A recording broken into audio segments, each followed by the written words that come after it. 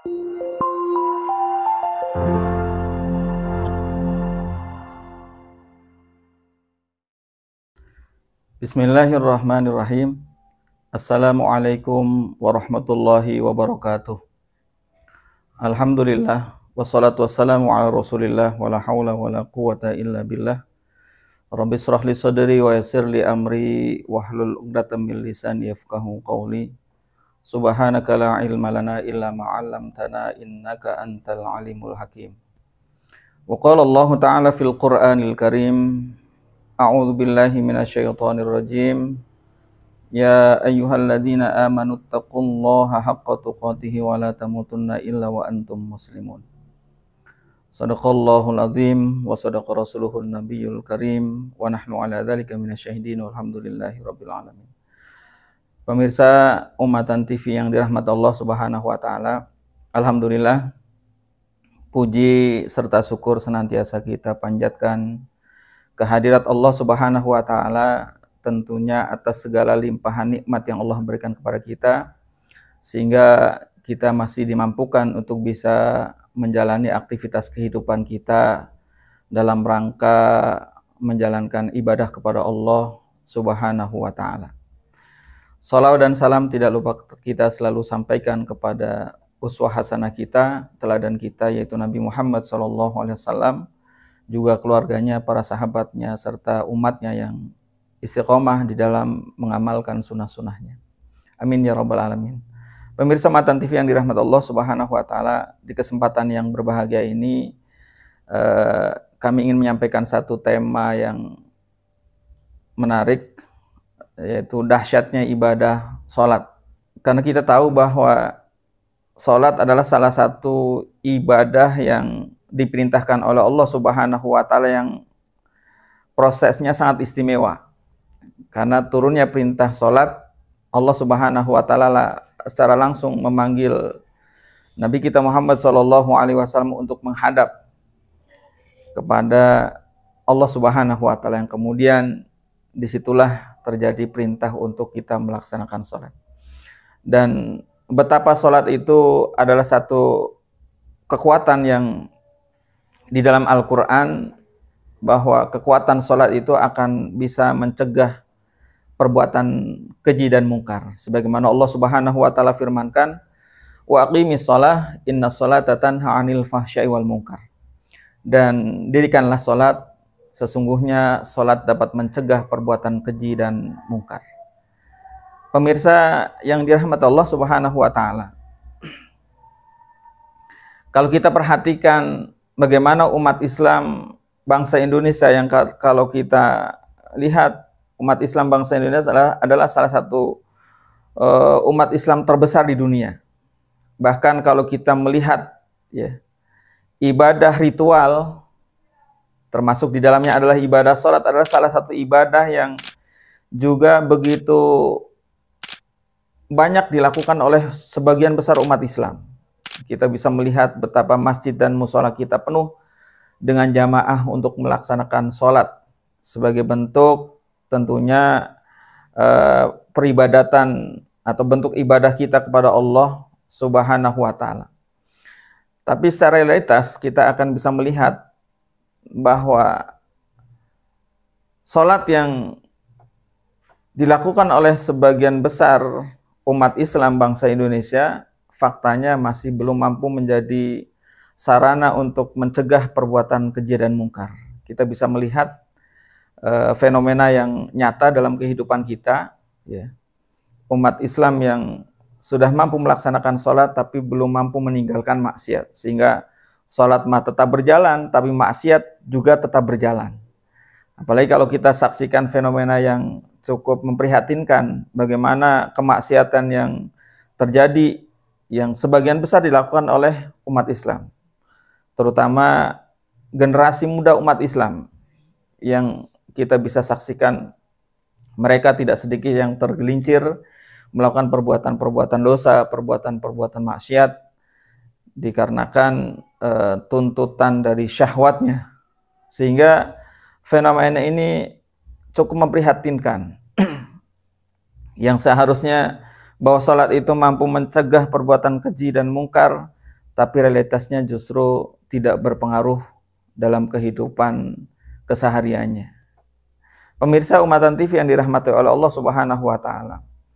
Kita teringat akan firman Allah Subhanahu wa taala yang menyinggung tentang orang-orang yang salat, di antaranya adalah surat Al-Maun. Allah Subhanahu wa taala berfirman, "Fawailul lil musallin alladzina hum an salatihim sahun alladzina hum yura'un wa yamna'unal ma'un." Fawailul lil musallin, bahwa neraka wail bagi orang-orang yang salat. Ayat ini menunjukkan bahwa ada ancaman ternyata bagi orang-orang yang salat. Siapa mereka? Alladzina hum an salatihim sahun. Orang-orang yang lalai dalam salatnya, artinya melaksanakan salat tapi kemudian dalam pelaksanaannya dia tidak mampu mengaplikasikan pelaksanaan salatnya dengan baik dan benar. Apalagi di ayat berikutnya, alladzina hum yura'un, bahwa mereka adalah orang-orang yang senantiasa berbuat riya. Artinya tujuan dari melakukan peribadatannya itu bukan karena Allah Subhanahu wa taala, tapi karena ada keinginan untuk dilihat oleh manusia, dipuji oleh manusia. Intinya bahwa dia melakukan salat adalah agar dipuji oleh manusia. Riya, ya. Maka barangkali ayat ini menjadi realitas yang real dalam kehidupan umat Islam hari ini, bagaimana salatnya tidak mampu berpengaruh. Apalagi ada satu ayat yang cukup keras menyinggung orang-orang yang melaksanakan salat, diumpamakan sebagaimana orang yang bertepuk tangan dan bersiul, ya. Dalam Al-Qur'an Allah singgung, a'udzubillahi minasyaitonirrajim, wa ma kana sholatuhum 'indal bait illa muka'an wa tasdiyah. Dan tidaklah salat mereka di Baitullah illa muka'an wa tasdiyah, kecuali siulan dan tepuk tangan. Tentunya pemirsa Umatan TV yang dirahmati oleh Allah Subhanahu wa taala, fakta ini tidak bisa dipungkiri dalam realitas kehidupan kita. Artinya jangan sampai kita termasuk umat Islam yang dalam pelaksanaan sholatnya lalai, termasuk umat Islam yang dalam pelaksanaan sholatnya adalah seperti orang yang bersiul dan bertepuk tangan. Oleh karenanya ini menjadi problem buat kita umat Islam, bagaimana kita bisa mengembalikan nilai atau energi dahsyatnya ibadah sholat kita yang mampu menjadi sarana untuk mencegah perbuatan keji dan mungkar. Maka kita bisa telusuri bagaimana Rasulullah Shallallahu Alaihi Wasallam yang ketika beliau diperintahkan oleh Allah Subhanahu Wa Taala untuk menegakkan sholat, kemudian beliau sampaikan kepada umatnya untuk melaksanakannya, maka tentunya ini menjadi teladan, menjadi contoh buat kita.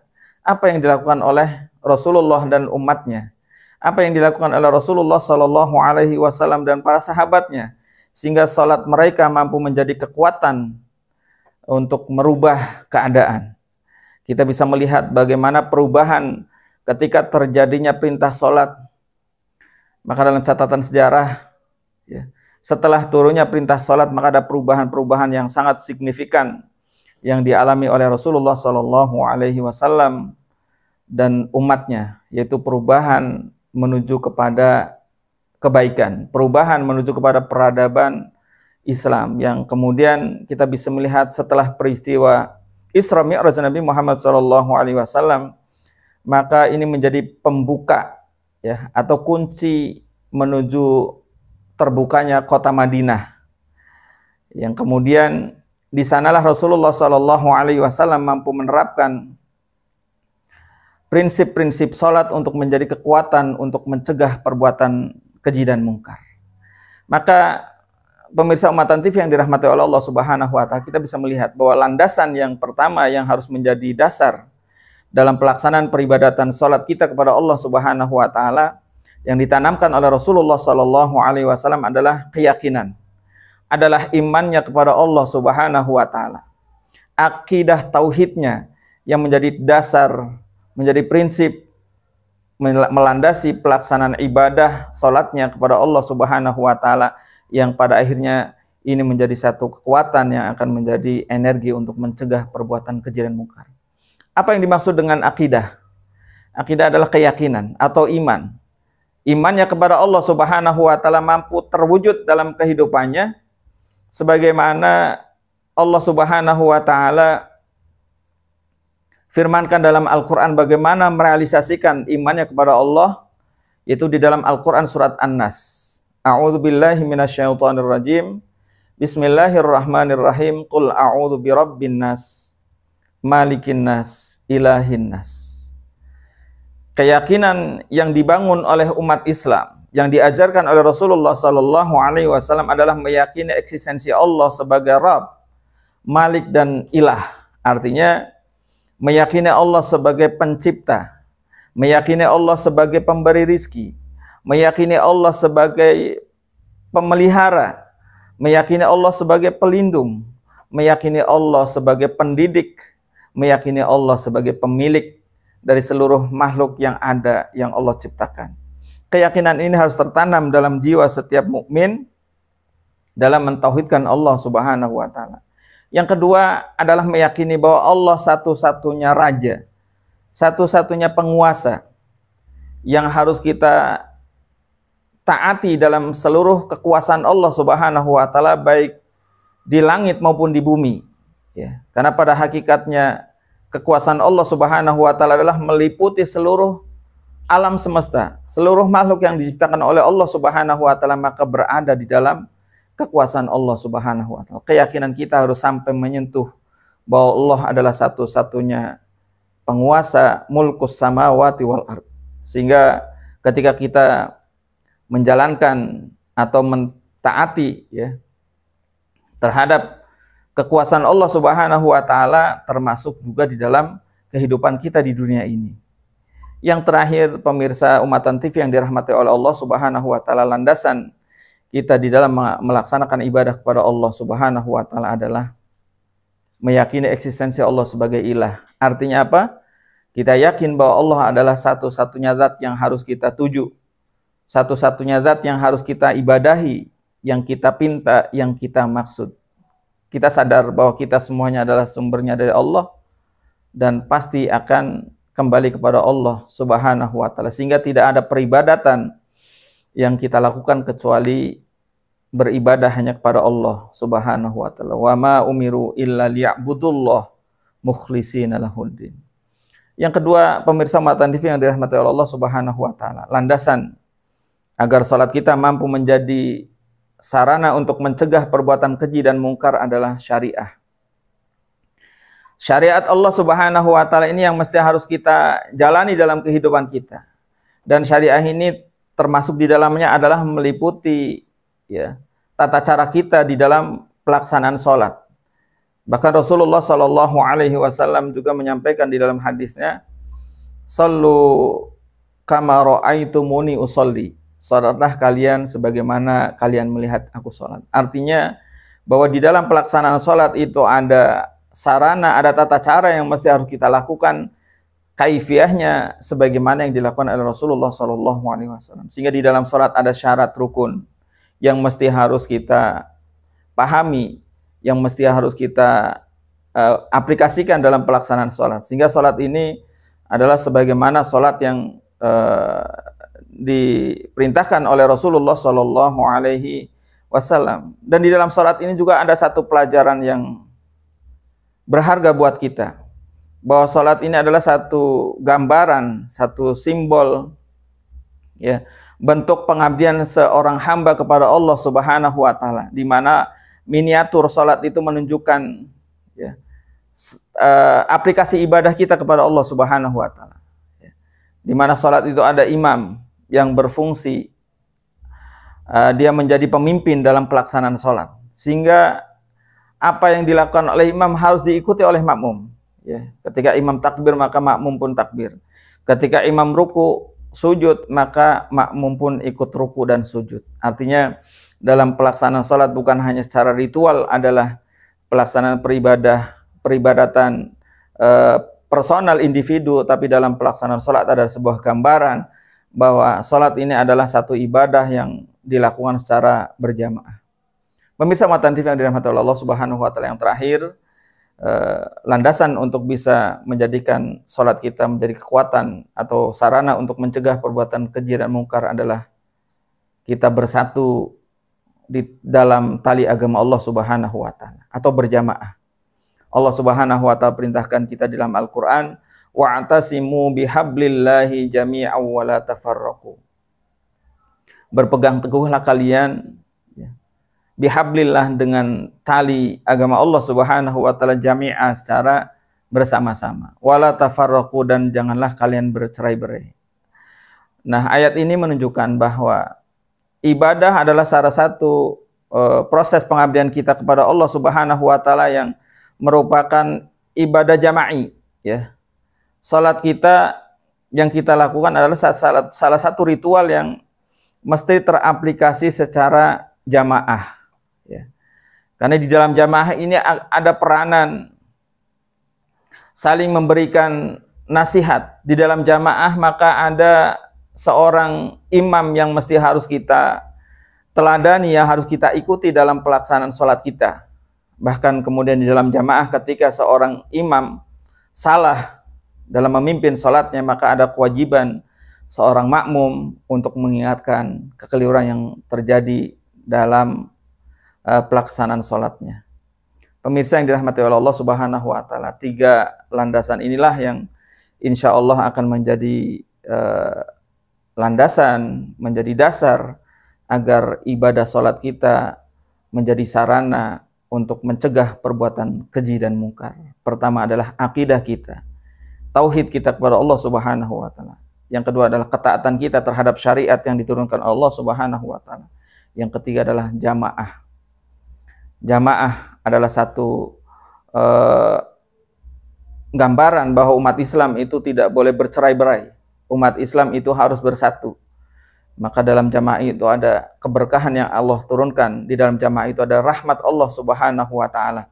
Karena di dalam jamaah itu adalah al-haq, ada kebenaran yang akan selalu menjadi petunjuk dalam perjalanan kehidupan umat Islam untuk selamat kehidupan di dunia sampai akhirat. Mudah-mudahan kita termasuk umat Islam yang mampu menjalankan ibadah sholat, dan sholatnya mampu menjadi energi untuk mencegah perbuatan keji dan mungkar, baik secara pribadi atau secara individu maupun secara berjamaah, agar hilangnya perbuatan keji dan mungkar di sekitar kita. Maka mudah-mudahan Allah memberikan petunjuk hidayah kepada kita agar sholat kita diterima oleh Allah dan kemudian menjadi kekuatan untuk bisa menjaga diri dari perbuatan keji dan mungkar. Amin amin ya rabbal alamin. Demikian, hadanallahu wa iyyakum ajma'in. Assalamualaikum warahmatullahi wabarakatuh.